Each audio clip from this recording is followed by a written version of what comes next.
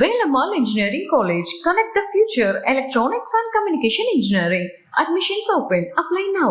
இங்கு நான் சட்டமன்றத்திற்கு வந்த நாட்களிலிருந்து அவை பணியாளர்கள் எல்லாருக்கும் இது மாதிரி ஒரு டம்ளர்ல ஒவ்வொரு இடமா போய் தண்ணி கொடுத்துக்கிட்டு இருக்காங்க.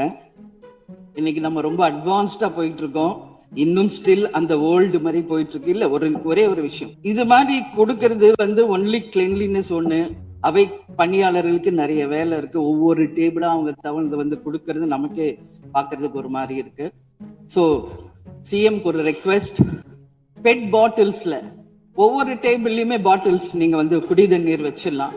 குடிச்சிட்டு அவங்கவுங்க இடத்துல அவங்கவுங்க வச்சிட போறாங்க. இதனால கவர்மெண்ட்டுக்கு எக்ஸ்ட்ரா செலவும் ஒன்றும் வரப்போறது இல்லை. அவங்கவுங்க இடத்துல வச்சிடலாம் அப்படின்ற என் கருத்தை நான் சொல்றேன்.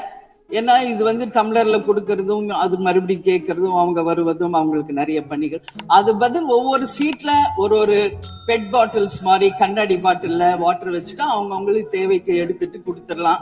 சோ இது பிறந்த நாள்ல முதலமைச்சருக்கு ஒரு கோரிக்கை வைக்கிறேன்.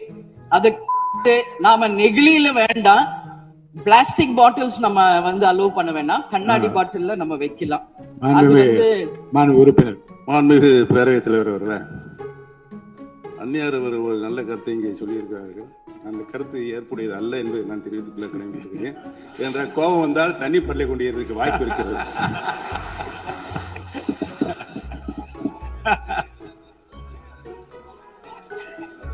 உறுப்பினர் பேசலாம். இப்போ தண்ணி பாட்டில் தான் வீசணும்னு கிடையாது, டம்ளர்ல கூட வீசி அடிக்கலாம். உறுப்பினர் ஒரு நிமிஷம். தலைவர் அவர்களே, நம்முடைய மாண்புமிகு முன்னாள் முதலமைச்சர் அண்ணன் ஓபிஎஸ் அவர்கள் நிலைமையை குறிப்பிட்டு அதை எரிவதற்கான தண்ணி பாட்டில் எரிவதற்கான வாய்ப்பு இருக்குதுன்னு சொன்னார்கள். ஒருவேளை அவருடைய தனிப்பட்ட அனுபவத்தின் காரணமாக அதை அவர் இங்கே குறிப்பிடுறாரா என்பதை நான் அறிய விரும்புகிறேன். மாண்புமிகு உறுப்பினர், ஏன்னா காலையில இருந்து ரொம்ப காரசாரமாவே போயிட்டு இருந்துச்சு. அதனால ஒரு ஹாப்பியா நம்மளுடைய முதல்வர் பிறந்த நாள்ல எல்லாரும் சந்தோஷமா இன்னைக்கு நம்ம அவையை செய்வோம். திருவள்ளூர் மாவட்டம் ஊத்துக்கோட்டை வட்டம் பெரியபாளையம் அருகே கன்னியர்பேர் கிராமத்தில் 21/6/2026 அன்று saint Peter and Paul seafood exports private limited படிங்க ரெஜிஸ்ட்ரேஷன் நீங்க படிங்க என்ற தனியார் கடல் உணவுகளை பதப்படுத்தும் தனியார் தொழிற்சாலையில் ஐஸ் பிளாக்ஸ் ஜெனரேட்டருக்கு செல்லும் பைப்லைன் வால்வில் எதிர்பாராத விதமாக ஏற்பட்ட விபத்தின் காரணமாக உறுப்பினர்கள் அமருங்கள். உறுப்பினர் அமருங்கள்.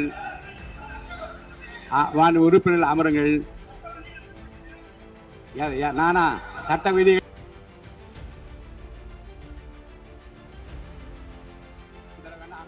முதல்ல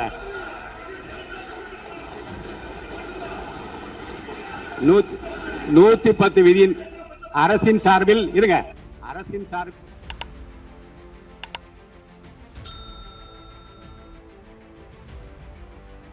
சொல்லட்டும்.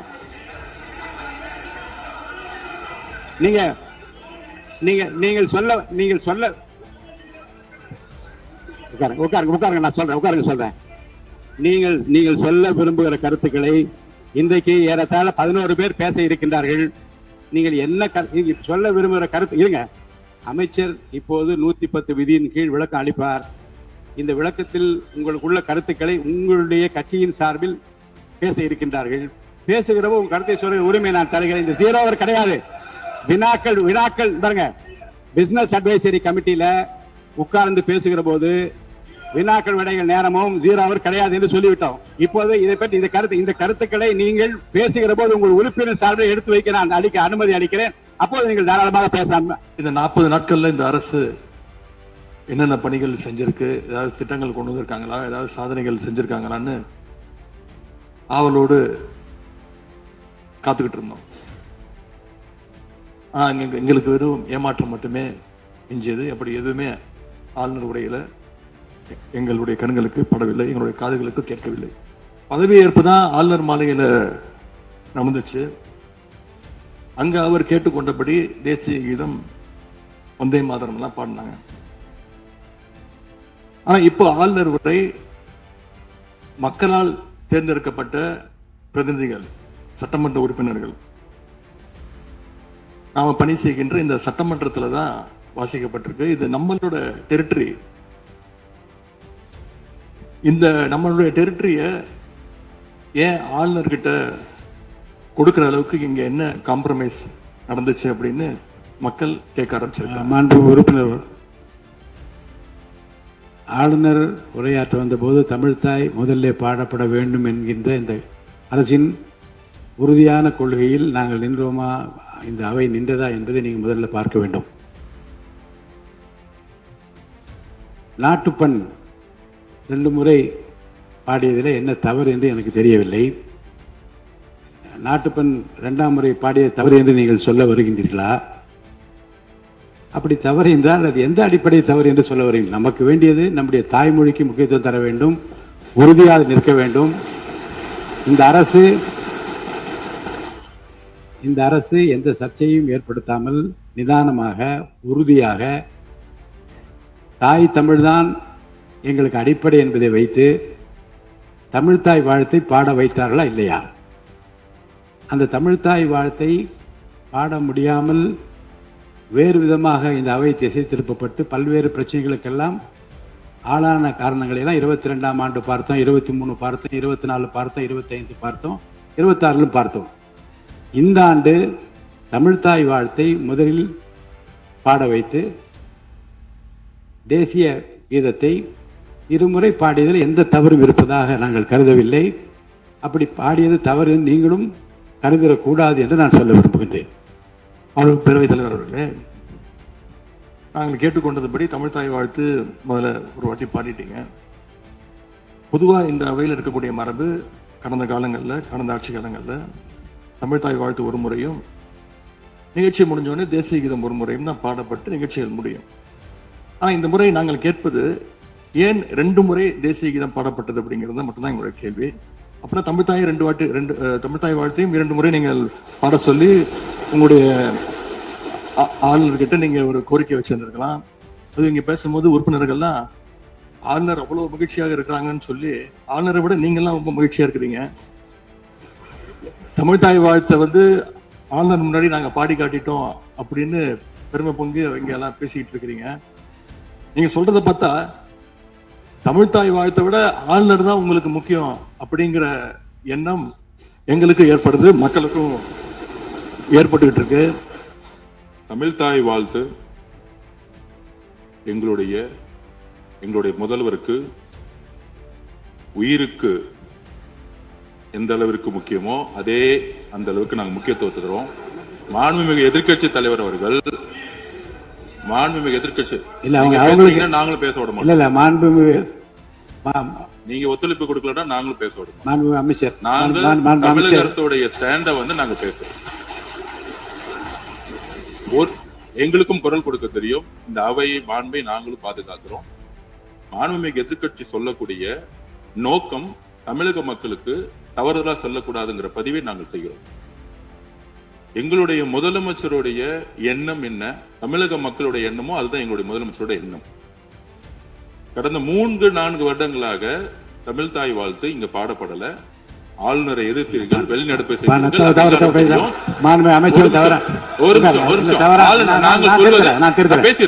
பேசி முடிக்கிறேன். ஆளுநர் முன்பு மாண்புமிகு அமைச்சர்கள் தமிழ்த்தாய் வாழ்த்து பாடப்பட்டது. இல்ல நான் சொன்னது, நான் கருத்து என்னன்னா ஆளுநர் முன்பு பாடப்பட்டது கிடையாது. அதுதான் நான் சொல்ல வரேன். நான் பேசிடுறேன். ஆளுநர் புறக்கணித்தார், அதற்கு பின்பு பாடப்பட்டது.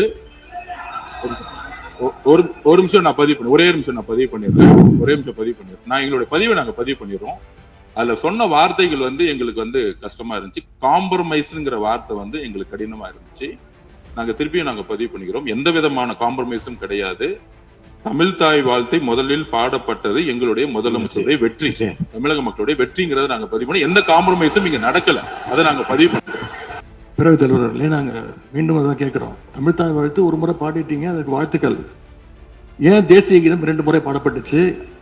அப்போ ஆளுநர்கிட்ட நீங்க கோரிக்கை வச்சிருக்கனால நீங்க தேசிய கீதம் 2 முறை பாட பண்ணணும்னா நாங்க தமிழ் தாய் வாழ்த்து 2 முறை இல்லை 3 முறை நாங்க போடுவோம்னு சொல்லி அதை நீங்க செஞ்சு காட்டிருக்கணும். அதுதான் நான் கேட்கிறேன், உங்களுக்கு இப்ப ஆளுநர் முக்கியமா தமிழ் தாய் வாழ்த்து முக்கியமா? ஆட்டுக்கு தாடியும் நாட்டுக்கு ஆளுநரும் தேவையில்லைன்னு சொன்னவர் பேரறிஞர் அண்ணா அவர்கள். அவரை உங்க கொள்கை தலைவர் லிஸ்ட்ல அட்டாச்சும் பண்ணியிருக்கிறீங்க. ஆனா இன்னைக்கு ஆளுநரை தலையில வச்சு கொண்டாடிட்டு இருக்கீங்க. நான் கேட்க விரும்புது, நீங்க எல்லாம் சேர்ந்து மாண்புமிகு எதிர்க்கட்சி தலைவர் அவர்களுக்கு ஒன்று சொல்றேன். ஆளுநருக்குரிய மரியாதை மட்டும்தான் தரப்பட்டது. யாரையும் தலையில வைத்து கொண்டாட வேண்டிய அவசியம் இந்த அரசுக்கு இல்லை. சும்மா சொல்லக்கூடாது. நம்முடைய முதலமைச்சர் அவர்கள் ஆட்சிக்கு வந்த ஒரே மாசத்துல தமிழ்நாட்டிலேயே தன்னுடைய பெரம்பூர் தொகுதியை நம்பர் 1 தொகுதியாக மாத்தி காட்டிட்டாரு. எதுல நம்பர் 1 பாத்தீங்கன்னா, இன்னைக்கு தமிழ்நாட்டிலேயே மின்வெட்டுல நம்பர் 1 தொகுதி பெரம்பூர் தொகுதி தான். அண்ணன் பவருக்கு வந்தா தமிழ்நாடு மாறும்னு பார்த்தோம். ஆனா அண்ணன் கைக்கு பவர் வந்த நாள்ல இருந்து தமிழ்நாட்டுக்கே பவர் போயிடுச்சு அப்படின்னு இன்னைக்கு ஆளுங்கட்சிக்காரர்கள் பேசிட்டு இருக்கிறாங்க. மாண்புமிகு எதிர்க்கட்சி தலைவர் சொல்றப்ப தமிழ்நாட்டுக்கு ஏதோ மின்வெட்டு இருக்குன்னு சொல்லியிருந்தாரு. நாங்கள் ஒவ்வொரு நாளும் தமிழ்நாட்டில் எங்கெங்க எதனால மின்வெட்டு விழுதுன்னு நம்ம பப்ளிஷ் பண்ணிட்டே வரோம், டேஷ்போர்ட் பப்ளிஷ் பண்ணிட்டே வரோம். அதுல எதனால என்ன காரணம்னு சொல்லிட்டே வரோம். இந்த துறை ஏன் இப்படி இருக்குன்னு நாங்க ஏற்கனவே தெளிவா சொல்லிடுறோம். இந்த துறையோடைய இன்னைக்கு நிதிநிலை அறிக்கையில இந்த துறையில 2.5 லட்சம் கோடி கடன் இருக்கு. அது இல்லாமல் இந்த துறையில எந்தவித இன்ஃப்ராஸ்ட்ரக்சர் டெவலப்மெண்ட்டும் இவங்க கடந்த 5 ஆண்டுகள் 15 ஆண்டுகள் செய்யப்படவில்லை. இது சம்பந்தமாக விரிவான வெள்ளை அறிக்கை விரைவில் வெளியிடப்படும். இன்னும் ஒரு சில நாட்கள்ல இதற்கான விளக்கமாக வெள்ளை அறிக்கை நாங்கள் கண்டிப்பாக வெளியிடுவோம்.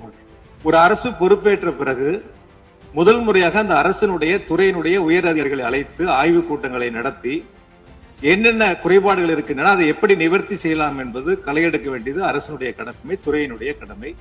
எனக்கு தெரிந்தவரை இதுவரை மின்துறையில் அந்த மின் விநியோகத்தில் இருக்கக்கூடிய துறையினுடைய அதிகாரிகள் ஆய்வு கூட்டங்கள் வரை இதுவரை நடைபெறவில்லை. அதைத்தான் அங்கிருக்கு பணியாற்றக்கூடியவர்கள் சொல்கின்றார்கள். இப்பொழுது இருக்கக்கூடிய பணியாளர்களை வைத்துத்தான் கடந்த 5 ஆண்டுகளும் மிக சிறப்பாக எந்தவித மின் தடையும் இல்லாமல் சீரான மின் விநியோகம் வழங்கப்பட்டன. மாண்புமிகு உறுப்பினர் சொன்னப்ப சொன்னாரு, அறிவிப்புகள் நிறைய செஞ்சிருக்கோம்னு. கடந்த ஆட்சியில் அறிவிப்புகள் மட்டும்தான் செஞ்சிருக்காங்க, எதையும் செயல்படுத்தவில்லை. முன்னாள் இருந்த மின்சாரத்துறை அமைச்சர் அமைதியா உட்கார்ந்து இருக்கிறார். இது தேவையற்ற விவாதத்தை எழுப்ப வேண்டாம். 2 நாட்கள்ல வெள்ளை அறிக்கை வெளியிடப்படும். அதற்கப்புறம் மின்சாரத்துறை மானிய கோரிக்கை சம்பந்தமாக அடுத்து மின்சாரத்துறை மானிய கோரிக்கை வரும்பொழுது தெளிவாக பேசிக் கொள்ளலாம். அடுத்தது ஃபியூஸ் கேரியர் திருடு போனதை சொன்னார். ஒரு சிறப்பான காட்சியை வெளியிட்டார். பகல் நேரத்தில் சிறப்பான வெயிலில் ஃபியூஸ் கேரியர் திருடப்படுகிறது. அப்ப திருடு போனது ராத்திரிக்கு தான் கரண்ட் ஆஃப் ஆகுது. எங்கேயோ சர்க்கியூட்டை கரெக்ட் பண்ணி வச்சு அதுல டைமர் வச்சிருப்பாங்க பாருங்க. இங்க போடுங்கன்னா ராத்திரி 7 மணிக்கு மேலதான் அங்க கரண்ட் ஆகிற மாதிரி டைமர் வச்ச ஃபியூஸ் கேரியர்லாம் புதுசா வந்திருக்குதாங்கிறது எங்களுக்கே சந்தேகமா இருக்கு. இந்த மேகதாது பிரச்சனையை பற்றி பாரதிய ஜனதா கட்சி உட்பட அவையில் உள்ள அனைத்து கட்சிகளும் ஏகமனதாக ஒரு தீர்மானத்தை நிறைவேற்றி இருக்கிறோம். அதில் எந்த விதமான ஆட்சேபனை இல்லாமல், எதிர்கருத்து இல்லாமல் எல்லா கட்சிகளும் ஏற்றுக்கொண்டு ஒப்புதல் அளித்து, ஆம் ஏற்போரே அதிகம் என்று கருதுகிறேன், ஏற்போரே அதிகம், மறுப்போர் இல்லை என்று ஏகமனதாக சொல்லிய பிறகு இனி இந்த மாமன்றத்தில் அந்த தீர்மானம் மேகதாது பற்றி பேசுவதற்கு நான் அனுமதிக்க மாட்டேன். மற்ற விஷயங்களை பற்றி மட்டும்தான் பேச முடியும். அதை நான் உறுதியாக சொல்கிறேன். மேகதாது பிரச்சனைக்கு ஏகமனதாக தீர்மானம் நிறைவேற்றப்பட்டு ஒப்புதல் அளிக்கப்பட்ட பிறகு அதை பற்றி பேசுவதற்கு இனி அனுமதி இல்லை. இன்று 11 மாமன்ற உறுப்பினர் பேச இருக்கிறார்கள். இன்று மாண்புமிகு எதிர்க்கட்சி தலைவர்கள் பேசவிருப்பதால் பேசுகின்ற உறுப்பினர்கள் 10 நிமிடங்களுக்குள் தங்கள் உரையை முடிக்க வேண்டும் என அன்புடன் கேட்டுக்கொள்கிறேன். மாண்பு உறுப்பினர் காமராஜ். மாண்புமிகு பேரவைத் தலைவர் அவர்களே, உட்காருங்க. மாண்பு உறுப்பினர் உட்காருங்க. இப்ப நான் 7வது முறையா நீங்க பேசும்போது உட்காருங்க, தயவுசெய்து உட்காருங்க. பரவாயில்ல, அதனால ஒண்ணு இல்ல. 7வது முறையா முதலமைச்சர் வாழ்த்துறேன். பேசுறேன், அவர் அனுமதிங்க. நான் இவங்க குறுக்கிட்டதுனால 7வது முறையா நான் எந்திரிச்சிருக்கிறேன். 7வது முறையா மாண்புமிகு முதலமைச்சர் அவர்களை நான் வாழ்த்த கடமைப்பட்டிருக்கேன். ஏன்னா ஒருவருக்கு முதலமைச்சரை வாழ்த்தும் போதும் இடையில உறுப்பினர்கள் குறுக்கிடுவதும் நான் உட்கார்றதும் இப்ப இது 7வது முறை. மாண்புமிகு பேரவைத் தலைவர்களே, நீங்கள் ஒரு உறுப்பினர் அழைக்கும் போது இன்னொரு உறுப்பினர் குறுக்கிட்டால் நாளைக்கு நானும் குறுக்கிடுகிற ஒரு வாய்ப்பு ஏற்படும். உறுப்பினர் காமராஜ் பேச அனுமதி அளித்து பேசுங்க. நீங்க என்ன பேச சொல்லிட்டாங்கன்னு. ஆமா, நம்ம பிரச்சனை தான் காவேரி பிரச்சனை. நீ ஒருத்தர் பேசிக்க வேணாம். நீங்க ஒருத்தர் பேச வேணாம். மாண்பு உறுப்பினர் காமராஜ் பேச அழைத்து பேசுங்க. மாண்பு பேரவைத் தலைவர் அவர்களே, அவருடைய கட்சியின் சார்பாக மாண்பு தளவாய் சுந்தரம் அவர்கள் விளக்கம் அளித்ததற்கு பிறகு மாறி மாறி எல்லோரும் பேச வேண்டும் என்று சொன்னால் அதற்கு கால அவகாசம் வேண்டும். ஆகவே உங்கள் சார்பாக உங்களுடைய கட்சியினுடைய உறுப்பினர் தெளிவாக இங்கே சொல்லி இருக்கிறார் என்பதை தெரிவித்துக் கொள்கிறேன். மாண்புமிகு காமராஜ் பேசுங்க. மாண்புமிகு பேரவைத் தலைவர்களே, 8வது முறை நம்ம உறுப்பினர்கள்லாம் கமெண்ட் அடிக்கிறாங்க. முதலில் இந்த தனது பிறந்த நாளை கொண்டாடும் மாண்புமிகு தமிழ்நாடு முதலமைச்சர் அவர்களுக்கு எனது உளமார்ந்த பிறந்தநாள் நல்வாழ்த்துக்களை தெரிவித்துக் கொள்கிறேன். நதிநீர் தாவா சட்டம் 1956 பிரிவு 4 கீழ் புதிய நடுவர்மன்றம் அமைக்க வேண்டும் என மாண்புமிகு முதலமைச்சர் அவர்கள் கொண்டு வந்த திருத்திய தீர்மானத்தை அனைத்து இந்திய அண்ணா திராவிட முன்னேற்ற கழகம் எதிர்க்கிறது. உறுப்பினர், நீங்க அவையை விட்டு வெளியேறிய பிறகு அதை பற்றி விரிவான கருத்துக்கள்லாம் சொல்லப்பட்டு மாண்புமிகு பொதுப்பணித்துறை அமைச்சரும் மாண்புமிகு நீர்வளத்துறை அமைச்சரும் விளக்கத்தை எல்லாம் அளித்து நீங்கள் அதை கேட்க தவறிவிட்டீர்கள். இப்போது நான் சொல்லுகிறேன், மேகதாது பற்றி எந்த விதமான கருத்தையும் நீங்கள் சொல்வதை நான் ஏற்க முடியாது. அவை குறிப்பில் நீக்கப்படுகிறது. இருக்கிற பிரச்சனை என்னன்னா, உச்ச நீதிமன்றத்திற்கு நாம இப்போ நடுவர் தாவாவுக்கு போனோம்னு சொன்னாக்கா ஏற்கனவே 177.25 அந்த தீர்ப்பு அது எஃபெக்ட் இருக்காது, அது தள்ளுபடி செய்யப்படும் என்ற ஒரு பயத்தை தான் சொல்லுங்கிறாங்க, வேற ஒன்றும் அல்ல. ஆனால் 177.25 அதை பொறுத்த அளவுக்கு என்னன்னா அது பெரிய விளக்கெல்லாம் கொடுத்துட்டாங்க. இது சம்பந்தமாக இப்படி சட்டமன்றத்தில் ஏகமனதாக ஒருமனதாக தீர்மானம் நிறைவேற்றப்பட்டு தமிழ்நாடுலாம் ஒற்றுமையாக தான் இருக்கிறாங்க மேகதாதுல என்று நாட்டு மக்களுக்கு செய்தி போயிருக்கிறது. கர்நாடகத்தை அப்படிதான் செய்தி போயிருக்கிறது. இதுபடி சட்டமன்றத்திலே எதிரும் புதிருமாக இது சம்பந்தமாக நாம் தொடர்ந்து விவாதம் செய்து கொண்டிருந்தோம் என்று சொன்னால் தமிழ்நாடு இதிலே ஒற்றுமை இல்லை என்ற நிலை கர்நாடகத்துக்கு ஒரு பெரிய தைரியத்தை உருவாக்கிவிடும். இது சம்பந்தமாக ஏற்கனவே பலமுறை சொல்லியாச்சு. நாங்க இந்த திருத்தம் கொண்டு வருவோர் கூட என்ன சொன்னோம்னாக்கா, எங்களுடைய சீனியர் கவுன்சில் வச்சு டெல்லியில இருக்கிற சீனியர் கவுன்சில்லாம் எல்லாரையும் வச்சு அலசி பார்த்து இந்த 177.2க்கும் இந்த தீர்ப்புக்கு இதற்கு சம்மந்தம் இல்லை, இந்த மேகதாதுக்கு என்று தனியாக இது கேட்கலாம் நடுவர் மன்றம் என்று சொன்ன அடிப்படையில் தான் இந்த திருத்தத்தையே நாங்கள் கொடுத்தோம். இதுல ஏதாவது பிரச்சனை இருக்கும் என்று சொன்னால் இப்ப அரசியல இருக்கிறவர்கள் அவர்கள் உயர் நீதிமன்ற நீதிபதிகள் அழைத்து இது பேசி நான் கொடுத்த திருத்தம் முறையாக தான் இருக்கிறதா என்பதெல்லாம் பார்த்து கூட அது முடிவு செய்யலாம். உங்களுடைய அறையில கூட முடிவு செய்யலாம், அல்லது முதலமைச்சருடைய அறையிலே முடிவு செய்யலாம், அல்லது நீர்வளத்துறை அமைச்சருடைய அறையிலும் இதை பற்றி பேசி முடிவெடுக்கலாம். ஆனால் மாமன்றத்தில் இப்படி விவாதம் செய்வதன் மூலமாக ஒற்றுமை என்ற நிலைமை ஏற்பட்டுவிடும். மாண்பு பேரவைத் தலைவர்களே, இது ஒரு உணர்வுபூர்வமான பிரச்சனை. காவிரி நதிநீர் என்பது நம்ம தமிழ்நாட்டு மக்களுடைய உயிர்நாடி பிரச்சனை. அதனாலதான் இதை நான் மீண்டும் ஒரு இதற்கு வலியுறுத்தி பேசினேன். ஏற்கனவே ஒவ்வொரு முறை பிரச்சனை வருகின்ற பொழுது அது எந்த அரசாங்கம் இருந்தாலும் சரி, திராவிட முன்னேற்ற கழகம் சரி, அதிமுக அரசாங்கம் சரி, அனைத்து கட்சி தலைவருடைய கூட்டத்தை கூட்டி ஆலோசனை நடைபெற்று அதுக்கு பிறகுதான் ஒரு முடிவு செஞ்சு சட்ட ரீதியாக நாம் நடவடிக்கை எடுத்த வரலாறு உண்டு. ஆனால் நடுவர் மன்றம் அமைக்கப்படும் என்ற ஒரு செய்தியை அனைத்து கட்சியுடைய தலைவர்களை அழைத்து பேசி சாதக பாதகங்களை தெரிந்து பிறகு அதில் இருக்கின்ற குறைபாடுகளை நீக்குவதற்கு முடிவு செய்திருந்தால் சரியாக இருந்திருக்கும். இப்படித்தான் கடந்த காலத்தில் இருந்தது. ஆனால் எதையுமே எடுத்துக்கொள்ளாமல் அவர்களாகவே இன்றைக்கு மாண்புமிகு முன்னாள் பொதுப்பணித்துறை அமைச்சர் சொன்னாங்க. அதுல எனக்கு என்ன அவருடைய ஆட்சி காலத்தில் என்ன செஞ்சான்னு எங்களுக்கு முழு விவரம் தெரியாது. இருந்தாலும் கடந்த காலத்துல நடுவர் மன்றம் கடந்த காலத்தில் இந்த காவிரி நதிநீர் பிரச்சனை வருகின்ற பொழுது, மேகதாது பிரச்சனை வருகின்ற பொழுது, அது அதிமுக ஆட்சியும் சரி, திராவிட முன்னேற்ற கழக ஆட்சியும் சரி, இன்றைக்கு அனைத்து கட்சி தலைவருடைய கூட்டத்தை கூட்டி அவருடைய கருத்துக்கள் எல்லாம் கேட்டு அதற்கு பிறகு சட்ட வளரோடு கலந்து பேசி இதுதான் உச்ச நீதிமன்றத்தில் வழக்கு தொடரப்பட்டு கிடைக்கப்பட்ட தீர்ப்பு. ஏன்னா போன ஆட்சியில துணை முதலமைச்சரா எதிர்கட்சி தலைவர் இருந்தாரு. அவருக்கு ஒரு பதிவு பண்றேன், வேணாலும் இதை இந்த அவை முடிந்த பிறகு அவரே ஆராய்ந்து சொல்லட்டும். As per the NCRP report for 2024, the number of the crimes against children reported in the state increased by the more than 40% in 2024, with 10,046 cases registered compared to 6,968 cases in 2023.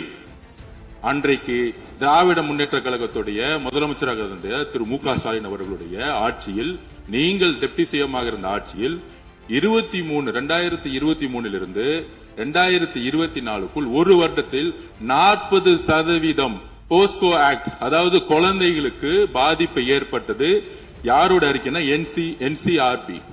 இதற்கு முக்கிய காரணம் ட்ரக்ஸ். 6 வருடங்களுக்கு முன்பு drugs தமிழ்நாட்டில் கிடையாது, இது எல்லோருக்கும் தெரியும். ஆனால் இந்த 5 வருடத்தில் ட்ரக்ஸுக்கான பிரச்சனைகளை எத்தனை முறை ரிவ்யூ மீட்டிங் போட்டு சரி செய்யப்பட்டது. அன்று டெப்டி சிஎம் இருந்தவர் இந்த 40% கிட்டத்தட்ட 6968 இருந்து 10,046 காசா இன்க்ரீஸ் ஆயிருக்கு உங்களுடைய ஆட்சியில. எந்த நேரத்தில் டெப்டி சிஎம் இருந்து இந்த போஸ்கோ வழக்குகளை நீங்கள் ரிவ்யூ மீட்டிங் பண்ணி குறைச்சீர்கள்? நாங்கள் இந்த 40 நாள்ல கடுமையாக ரிஃபார்ம்ஸ் பண்ணிட்டு இருக்காரு எங்களோட முதலமைச்சர்.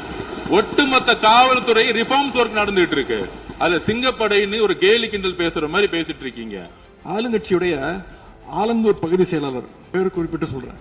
கணவரால் கைவிடப்பட்ட ஒரு பெண்ணுக்கு ஆலந்தூர் பகுதி செயலாளர் கணவரால் கைவிடப்பட்ட ஒரு பெண்ணுக்கு பண உதவி செய்யறேன்னு சொல்லி அவங்க பாலியல் ரீதியா துன்புறுத்த முயற்சி பண்ணிருக்கிறார். சேலத்துல இன்னொரு பொள்ளாச்சி சம்பவம் மாதிரி ஆளுங்கட்சி ஆதரவாளரான மணிகண்டன் என்னும் நபர் 50க்கும் அதிகமான பெண்களை பாலியல் வன்கொடுமைக்கு ஆளாக்கியிருக்கிறார். திருவாரூர்ல ஆளுங்கட்சியுடைய திருத்துறைப்பூண்டி ஒன்றிய செயலாளர் கல்லூரி மாணவியை ஈவ்டீசிங் பண்ணி இப்ப கம்பி எண்ணிட்டு இருக்கிறார். இது எல்லாத்துக்கும் மேல ஒரு கொடுமை, தூத்துக்குடியில ஆளுங்கட்சியை சேர்ந்த ஒரு அப்பாவி பெண்ணை 2 ஆளுங்கட்சி ஆட்கள் கார்ல அழைச்சிட்டு போய் மயக்க மருந்து கொடுத்து கூட்டு பாலியல் வன்கொடுமை கேங் ரேப் பண்ணிருக்காங்க. இந்த சம்பவத்தை பத்தி பேசின பாதிக்கப்பட்ட பெண் திருவைகுண்டம் சட்டமன்ற உறுப்பினர் திரு சரவணன் சொல்லிதான் அழைத்து செல்லப்பட்டதாக டிவியில பேட்டி கொடுத்திருக்கிறாங்க. எல்லா மேலிடத்துக்கு தெரியும் அப்படின்னு பாதிக்கப்பட்ட பெண் பேட்டி கொடுத்திருக்கிறாங்க. யார் அந்த மேலிடம் அப்படின்னு இன்னைக்கு மக்கள் கேட்க ஆரம்பிச்சிருக்கிறாங்க. தனக்கு நேர்ந்த கொடுமையை ஆளுங்கட்சியினுடைய அமைச்சர்கள் 2ஆம் கட்ட 3ஆம் கட்ட தலைவர்கள் கிட்ட சொன்னதாகவும் பாதிக்கப்பட்ட பெண் இன்னைக்கு சொல்லியிருக்கிறாங்க. ஆனா நடந்தது என்ன? யார் தப்பு பண்ணாலும் நடவடிக்கை எடுக்க தயங்க மாட்டேன்னு சொன்னார் நம்முடைய முதலமைச்சர். ஆனா இந்த சம்பவத்துல குற்றம் சாட்டப்பட்டுள்ள சட்டமன்ற உறுப்பினர் மேல என்ன நடவடிக்கை எடுத்தாங்கன்னு தெரியல. அதுக்கு மாறா பாதிக்கப்பட்ட பெண்ணை கட்சியிலிருந்து நீக்கி இருக்கீங்க. இதுக்கு பேர் தான் மாற்றமா? இதுக்கு பேர் தான் தூய சக்தியா அப்படின்னு மக்கள் கேட்கிறாங்க. முதலமைச்சர் அவர்களே, மாண்பு பேரவைத் தலைவர் அவர்களே, நம்முடைய முதலமைச்சர் அவர்கள் 6 மாசம் டைம் எடுத்துட்டு வந்து சட்டம் ஒழுங்க நிலைநாட்டுற வரைக்கும் நாங்க காத்துக்கிட்டு இருக்க முடியாது, நாடும் தாங்காது. இதை பத்தி கேள்வி எழுப்பினா கூட காவல்துறைக்கு பொறுப்பு வைக்கக்கூடிய முதலமைச்சர் எதுவும் பேச மாட்டேங்கிறார். To remain silent in the face of evil is itself evil அப்படின்னு ஒரு பழமொழி உண்டு. அது யாருக்கு பொருந்ததோ இல்லையோ இந்த அரசுக்கு சரியாக பொருந்தது. ஆகவே முதல் வேலையா சட்டம் ஒழுங்கை காப்பாற்றுறதுக்கு முக்கியத்துவம் கொடுத்து இந்த அரசு நடவடிக்கை எடுக்கணும்னு கேட்டுக்கொள்கிறேன்.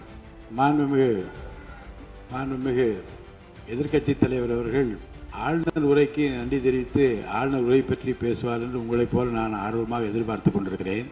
ஆதாரம் இல்லாமல் குற்றச்சாட்டுகளை தவிர்க்க வேண்டும் என்று நான் கேட்டிருக்கிறேன். நீங்கள் கொடுத்திருக்கிற அந்த ஆதாரங்களை எல்லாம் உன்னிப்பாக மாண்புமிகு முதலமைச்சர் கவனித்துக் கொண்டுதான் இருக்கிறார், குறிப்பீடு எடுத்துக் கொண்டிருக்கிறார். அவர் நாளை உங்களுக்கென்று நமக்கென்று அவர் பதிலளிக்கவும் காத்திருக்கிறார். எனவே பொதுவாக குற்றச்சாட்டுகளை கூறுவதை விடுத்துவிட்டு நேரடியாக விவாதத்திற்கு வரும்போது மாண்புமிகு பொதுப்பணித்துறை அமைச்சர்கள் பதில் சொன்ன பிறகு நான் சொல்கிறேன். பொதுப்பணித்துறை அமைச்சர் அவர்கள். மாண்புமிகு பேரவைத் தலைவர்களே, உறுதியாக சட்டமன்ற உறுப்பினர்கள் எதிர்க்கட்சி தலைவருடைய குன்னூரில் இருக்கக்கூடிய அருள்மிகு விநாயகர் திருக்கோயில், ஏறத்தாழ அந்த கோயில்கள்ல இருந்து கோயில் நிதியை பயன்படுத்தி 10 கோடி ரூபாய்க்கு 10 கோடி ரூபாய் மதிப்பில ஒரு மல்டி லெவல் கார் பார்க்கிங் வசதியை அந்த கோயிலுக்கு ஏற்படுத்துவதற்கான திட்டத்தை இந்த அரசு அனுமதித்திருக்கிறது. இதற்கு முன்னால் இருந்தக்கூடிய அமைச்சர் அவர்கள் அதை அறிவித்திருக்கிறாங்க. அந்த கோயில்ல ஒட்டுமொத்தமாக மாதத்திற்கு வரக்கூடிய பக்தர்களின் எண்ணிக்கையே 500 தான் ஆவரேஜா. அதே போல அந்த கோயில்களுக்கு அடிப்படையில கழிப்பறை வசதி கூட கிடையாது. இது மட்டும் இல்ல, குன்னூர் மற்றும் உதகையை சுற்றி இருக்கக்கூடிய அனைத்து பகுதிகளிலும் இருக்கக்கூடிய 50 கோவில்கள்ல பேசிக்கா இருக்கக்கூடிய டாய்லெட் ஃபெசிலிட்டிஸ் கூட அங்க இருக்கக்கூடிய கோயில்களுக்கு கிடையாது. அப்படிப்பட்ட இடங்கள்ல கோயில் நிதியை பயன்படுத்தி எதற்காக மல்டி லெவல் கார் பார்க்கிங் தேவைப்படுது? அப்ப இது கமர்ஷியல் திட்டங்கள் இல்லையா? கோவில் நிதியை இப்படி கமர்ஷியலாக பயன்படுத்துவதற்கு எதிராக தான் நாம இந்த திட்டங்களை எல்லாமே தடுத்து இந்த திட்டங்கள் தேவையில்லை, அதற்கு பதிலாக நம்முடைய அரசாணையிலே வெளியிட்டு இருக்கிறோம். குன்னூரிலே மல்டி லெவல் கார் பார்க்கிங் கொண்டு வரப்பட்டது என்று அங்கே இருக்கின்ற 56 கோயில்களையும் நான் குன்னூரிலே 5 நாட்கள் ஊட்டியிலே முகாமிட்டு அனைத்து கோயில்களுக்கும் நேரடியாக சென்று ஆய்வு செய்தோம்.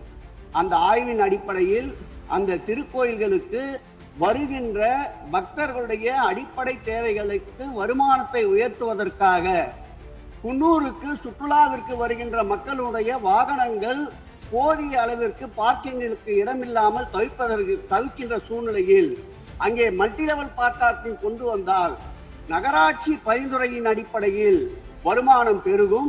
அந்த வருமானம் திருக்கோயில்களுடைய மேம்படுத்துகின்ற பணிகளுக்கு உதவும் என்பதற்காகத்தான் அந்த பணிகளை மேற்கொண்டோம் என்பதை மாண்புமிகு அமைச்சர் அவர்களுக்கு இப்போது யார் அறிவுறுத்தி இந்த அரசாணையை வெளியிட்டிருக்கின்றாரோ அவர்தான் அப்பொழுது ஆணையாளராக இருந்தபோது இதே அறிவுறுத்தின் பேரில் அரசாணையை வெளியிட்டிருக்கிறார் என்பதை பேரவைத் தலைவர் வாயிலாக அமைச்சருக்கு தெரிவித்துக் கொள்கிறேன். மேலும் அவர் கூறுவதற்கு எனக்கு பாயிண்ட் ஆஃப் ஆர்டர்ல பதில் கூறுவதற்கு அனுமதிக்க வேண்டும். பொட்டி பெட்டியா பணத்தை வச்சுக்கிட்டு பெட்டியை வச்சு எல்லாம் செஞ்சுக்கிட்டு போதைப் பொருள் பாதுகாவல் கழக மாடல் அரசாங்கம் செஞ்ச ஒவ்வொரு ஊழலா வெளியில வந்துகிட்டு இருக்கு. டாஸ்மாக்ல பார்ட்டி ஃபண்ட் கட்சி நிதி அப்படின்ற பேர்ல அடிச்ச கொள்ளையெல்லாம் ஒண்ணா இப்போ கவர்மெண்டோட கஜானாவுக்குள்ள கொண்டு சேர்த்துக்கிட்டே இருக்கிறோம். மாண்புமிகு முதல்வர்கள் பதில் உரைக்கு பிறகு நேரம் தரேன். அப்ப பேசட்டும், அவங்க பேசட்டும், அவங்கள பேச அனுமதி. உட்காருங்க.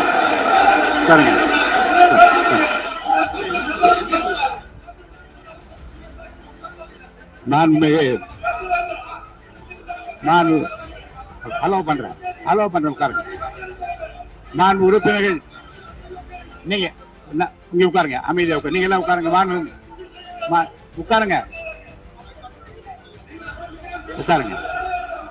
மாண்புமிகு நீங்க எல்லாரும் உட்காருங்க. அமைதியா உட்காருங்க. இருங்க, உட்காருங்க. அப்புறம் நீங்க என்ன உட்காருங்க. நான் கொடுப்பேன், உட்காருங்க. நான் பாயிண்ட் ஆஃப் ஆர்டர் கொடுங்க, நான் கொடுக்குறேன்.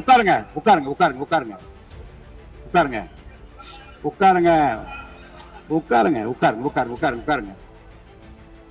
மாண்புமிகு முதல்வர் அவர்கள் போர்வையாக நிதானமாக சொல்லிக்கொண்டே இருக்கிறார். நீங்கள் குறிப்பெடுத்து வைத்துக் கொள்ளுங்கள். பேசி முடித்தவுடன் நான் உங்களுக்கு அவகாசம் தருகிறேன். நீங்க ஒண்ணா சொல்லுங்க, என்ன என்பது நீங்க சொல்லுங்க. உங்க சொல்லுகிற வாய்ப்பை நான் உங்களுக்கு தருகிறேன். இப்பொழுது மாண்புமிகு முதலமைச்சர் உங்கள் உரையை தொடரலாம்.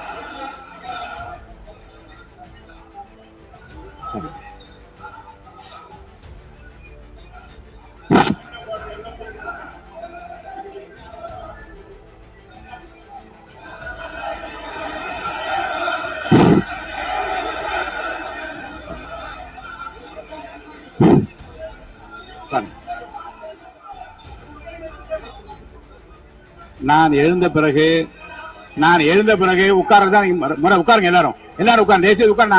நான் அலோவ் பண்றேன். உட்காருங்க, அமைதியா உட்காருங்க. நான் அலோவ் பண்றேன். அமைதியா உட்காருங்க. அங்க இருந்து குரல் கொடுக்காதீங்க. உட்காருங்க. நேற்றைய தினம் கூட எதிர்க்கட்சி தலைவர் சொன்னதை முழுமையாக கேட்டு இறுதியில் ஒரு வாய்ப்பு தந்தீங்க. அதுவும் இல்லாம இந்த நேரத்தில் நேரலையில் நீங்களும் பாக்குறீங்க. அங்கிருந்து ஒருமையில் விழித்து இந்த பக்கம் இருக்க உறுப்பினர்களை பார்த்து அப்படின்னு ஒருமையில் விழிப்பதை உங்கள் மூலமாக கண்டிக்கிறேன். அந்த வார்த்தையை அவை குறிப்பிலிருந்து நீக்கணும். கண்ணியம் காத்து முதல்வர் முழுமையாக பேசுவதை காத்து கண்ணியம் காத்து இந்த சபைக்கு ஒரு மரபு இருக்கிறது. அதை மூத்த உறுப்பினர்கள் பின்பற்றபடி உங்கள் மூலமாக கேட்டுக்கொள்கிறேன். எதிர்கட்சி தலைவர் அவர்கள் உங்கள் கட்சியினுடைய உறுப்பினரை அமைதிப்படுத்த வேண்டும் என்று நான் கேட்டுக்கொள்கிறேன். உங்களுக்கு வாய்ப்பு தரவில்லை என்றால் அவர் எழுந்து நிற்பதில் நியாயம் இருக்கு. வாய்ப்பு தரப்போகிறேன்.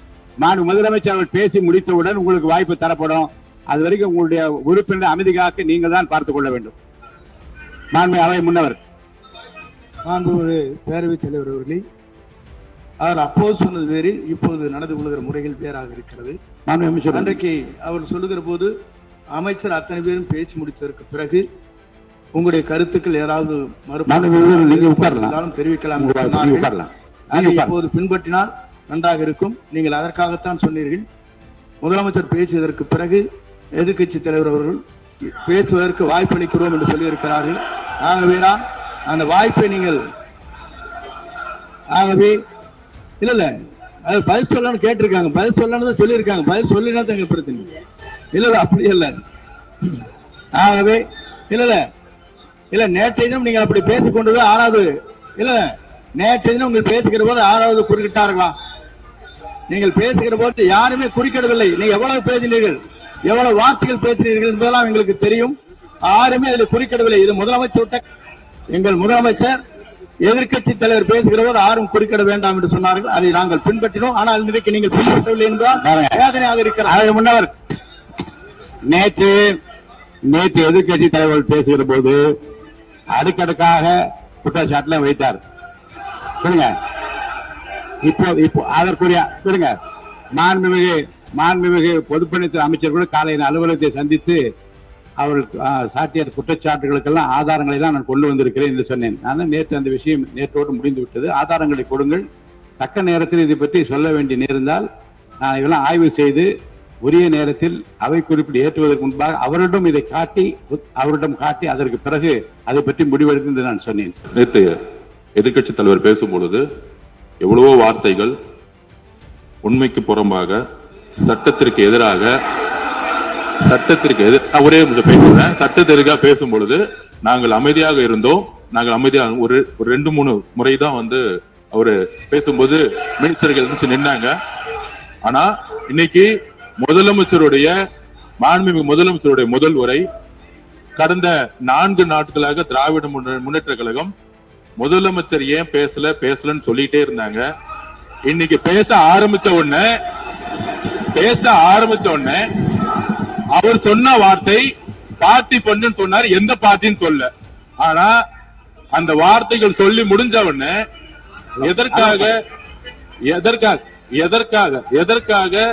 எதற்காக முதலமைச்சருடைய பேச்ச இவங்க குறுக்கிடுறாங்கன்னு தெரியல. நீங்கள் சொன்னது மாதிரி முதலமைச்சர் பேச வேண்டும். பேசிய பின்பு கருத்துகளுக்கு பதிலளிக்க அவர்கள் பதிலளிக்க நாங்களும் பதிலளிக்க தயாரிக்கிறது பதிவு பண்ணோம். நேற்று நான் பேசும்போது சில அமைச்சர்கள் குறுக்கிட்டு பேசினாங்க. அதற்கு நீங்க அனுமதி கொடுத்தீங்க. அதே மாதிரி இன்னைக்கு முதலமைச்சர் பேசும்போது சில வார்த்தைகள், தவறான வார்த்தைகள் பேசுறாரு. அவர் பார்ட்டி ஃபண்ட் அப்படின்னு சொல்லியிருக்கிறாரு. ஒரு அமைச்சர் அந்த பார்ட்டி ஃபண்ட் எந்த பார்ட்டின்னு கூட சொல்ல தைரியம் இருந்தா சொல்லுங்க. நாங்க அதெல்லாம் பேஸ் பண்ண தயாரா இருக்கோம். எதையும் ஆதாரத்தோடு எதையும் பேசுங்க. நீங்க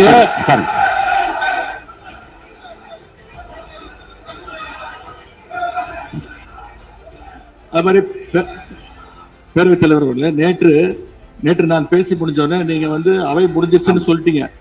நாங்கெல்லாம் வீட்டுக்கு போயிட்டோம். வீட்டுக்கு போய் டிவி போட்டு பார்த்தா அங்க இன்னொரு அமைச்சர் இன்னும் பதில் சொல்லிட்டே இருந்திருக்கிறாரு. அதற்கெல்லாம் நாங்க இப்ப என்ன பதில் இது, என்ன மரபு இது? நீங்க இப்ப பேசிக்கிட்டே இருப்பீங்களா? நாங்க பாத்துக்கிட்டே இருக்கணுமா?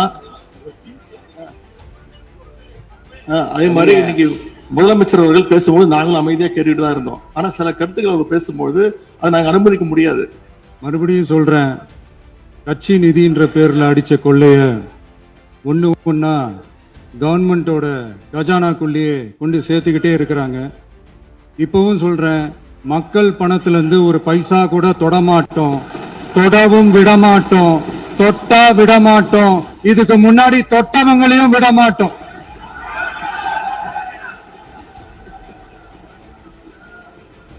ஒவ்வொரு ஊழலா வெளியில வரும் போலயே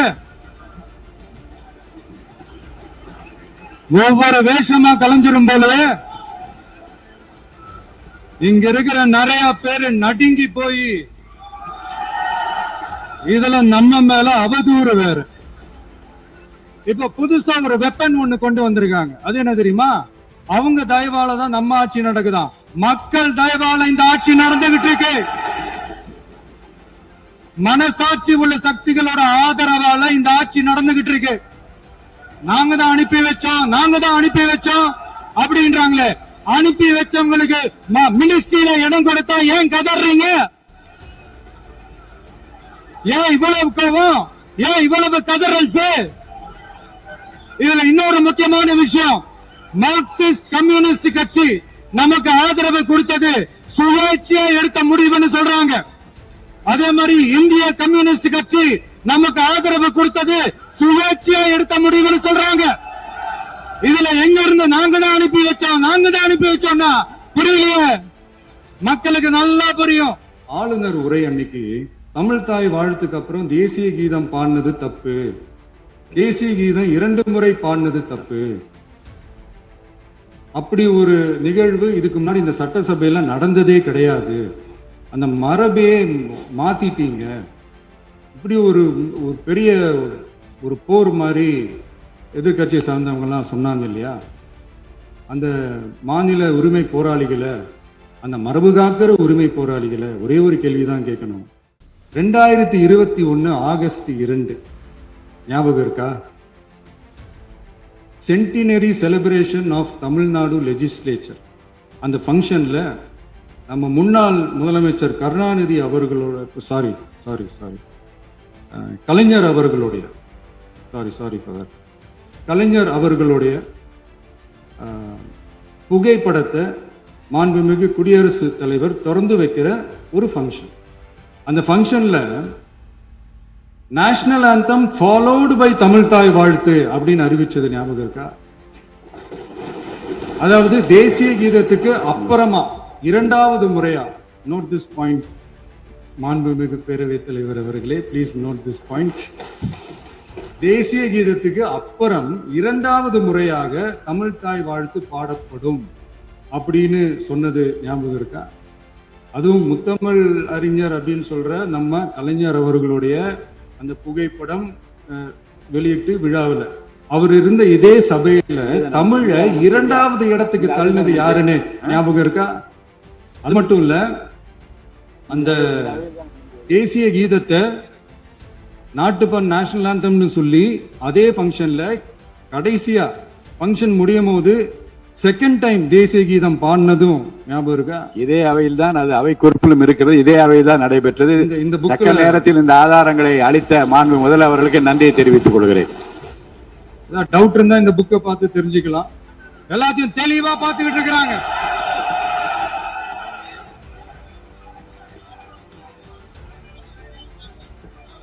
முதலமைச்சர் கண்டிப்பாக பண்ணலாம். மாண்பு முதலமைச்சர்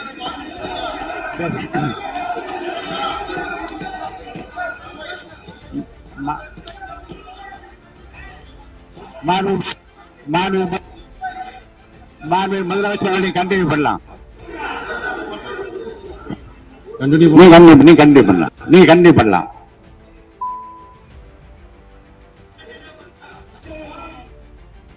இந்த சமூக நீதி அரசுன்னு சொல்றவங்களை பார்த்து கேட்கிறேன், நம்ம பட்டியலின சகோதரர்களுக்கு எத்தனை அமைச்சர் பதவி கொடுத்தீங்கன்னு கொஞ்சம் சொல்ல முடியுமா? ஆனா நம்மளுடைய அரசுல 8 அமைச்சர் பதவிகள் யாருக்கு? நம்ம பட்டியலின சகோதரர்களுக்கு. எல்லாம் நம்ம அண்ணன், நம்ம தம்பி, நம்ம தங்கச்சிங்க. அண்ணல் அம்பேத்கர் அவர்களுடைய கிட்டத்தட்ட 100 ஆண்டு கால கனவு இப்ப நிறைவேறி இருக்கு. நான் ஏன் கொஞ்சம் சவுண்டா பேசுறேன் அப்படின்னா அவங்களுக்கு கேட்கணுன்றதுக்காக தப்பா எடுத்துக்காது. அதே மாதிரி பெண்களோட பாதுகாவலர் நாங்க தான் அப்படின்னு சொல்லிக்கிறவங்களை கேட்கிறேன், எத்தனை பெண்களுக்கு அமைச்சர் பதவியில இடம் கொடுத்தீங்க கொஞ்சம் சொல்ல முடியுமா? எங்க அரசுல 4 சகோதரிகளுக்கு அமைச்சர் பதவி கொடுத்திருக்கிறோம். எனக்கு ஒரு குட்டி கதை ஒண்ணு ஞாபகம் வருது, சொல்லாமா? ஒரு ஊர்ல ஒரு பெரியவர் வெயில் ரொம்ப ஜாஸ்தியா இருக்குன்னு சொல்லிட்டு கண்ணுக்கு மேல கை வச்சுக்கிட்டு இப்படி சுத்தி முத்தி தேடிக்கிட்டு இருந்தாராம். அப்ப கூட இருந்த ஒரு சின்ன பையன், என்ன தேடுறீங்க அப்படின்னு கேட்டானா. அதுக்கு அந்த பெரியவர் சொன்னாரா, அது ஒண்ணு இல்ல தம்பி, உங்க அப்பா எங்கதான் இருப்பாருன்னு சொன்னாங்க, அதான் தேடிக்கிட்டு இருக்கேன். எங்க உங்க அப்பாவையா காணோம்?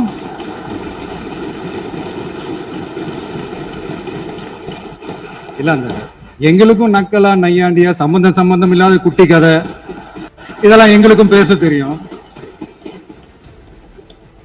அந்த கதையில பெரியவர் அப்படி சொன்னாராம், தப்பா எடுத்துக்காது. அந்த கதையில பெரியவர் அப்படி கேட்டாராம். அதனால யாரும் இங்க டென்ஷன் ஆக வேணாம். அதனால இன்னொரு இந்த என்னுடைய உரையை முடிக்கிறதுக்கு முன்னாடி போயிட்டாங்க, பேசலாமா? உங்க கருத்துக்களை நீங்க முழுமையாக மன நிறைவோடு பேசலாம். டிவில பார்த்தோம். சரி, அதான் 5 நிமிஷம் பேசுனதுக்கே குளத்தூர் இந்த ஆட்டம் அடிச்சு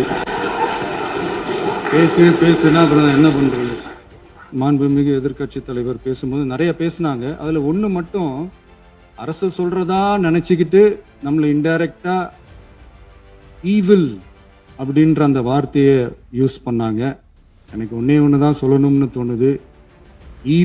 ஈவில்ஸ்னு டெவில்ஸ் பேசக்கூடாது.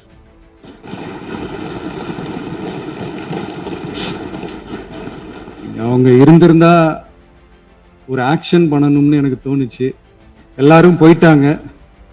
இல்ல பெர்மிஷன் பண்ணலாமா? இப்பவும் பண்ணலாம், ஒன்றும் தப்பு இல்லை.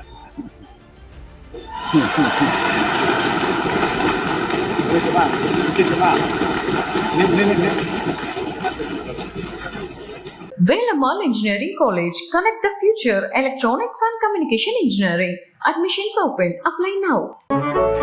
மின்னம்பலம்.com தமிழின் முதல் மொபைல் பத்திரிகை.